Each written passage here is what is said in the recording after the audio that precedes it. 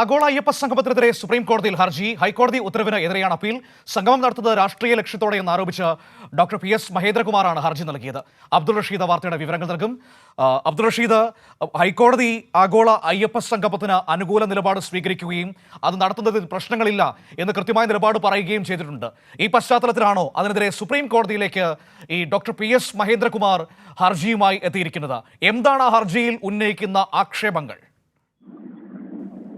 മനു, തീർച്ചയായും ഈ ആഗോള അയ്യപ്പ സംഗമത്തിന് നേരത്തെ കേരള ഹൈക്കോടതി അനുവാദം നൽകുകയും അത്തരത്തിൽ അയ്യപ്പ സംഗമം നടത്താം എന്നുള്ള നിർദ്ദേശം കേരള ഹൈക്കോടതി നൽകിയിരുന്നു. ഈ ഒരു ഉത്തരവിനെ ചോദ്യം ചെയ്തുകൊണ്ടാണ് ഇപ്പോൾ ഇത്തരത്തിലൊരു ഹർജി സുപ്രീം കോടതിയുടെ മുന്നിലെത്തിയിരിക്കുന്നത്. ആഗോള അയ്യപ്പ സംഗമത്തിലെ ഈ അയ്യപ്പ സംഗമം എന്ന് പറയുന്നത് രാഷ്ട്രീയ ലക്ഷ്യത്തോടു കൂടിയാണ് എന്നുള്ളതാണ് ഈ ഹർജിയെ പ്രധാനമായും ആരോപിക്കുകയും ചെയ്തിട്ടുള്ളത്. താൻ ഒരു അയ്യപ്പ ഭക്തനാണ് എന്ന മേൽവിലാസത്തിലാണ് ഡോക്ടർ PS മഹേന്ദ്രകുമാർ ഇത്തരത്തിലൊരു ഹർജി സമർപ്പിക്കുകയും ചെയ്തിട്ടുള്ളത്. അതോടൊപ്പം ദേവസ്വം ബോർഡുകളെ രാഷ്ട്രീയവൽക്കരിക്കാനുള്ള നീക്കമാണ് നടക്കുന്നതടക്കമുള്ള കാര്യങ്ങൾ കൂടി ഹർജിയിൽ ചൂണ്ടിക്കാണിക്കുകയും ചെയ്തിട്ടുണ്ട്. എന്തായാലും നേരത്തെ കേരള ഹൈക്കോടതി കൃത്യമായി തന്നെ ഉപാധികളോടുകൂടി അയ്യപ്പ സംഗമം നടത്താമെന്നുള്ള വിധി പുറപ്പെടുവിക്കുകയും ചെയ്തിരുന്നു. ഈ വിധിയെ ചോദ്യം ചെയ്തുകൊണ്ടാണ് ഇത്തരത്തിലൊരു ഹർജി ഇപ്പോൾ സുപ്രീം കോടതിയുടെ മുന്നിൽ എത്തിയിരിക്കുന്നത്.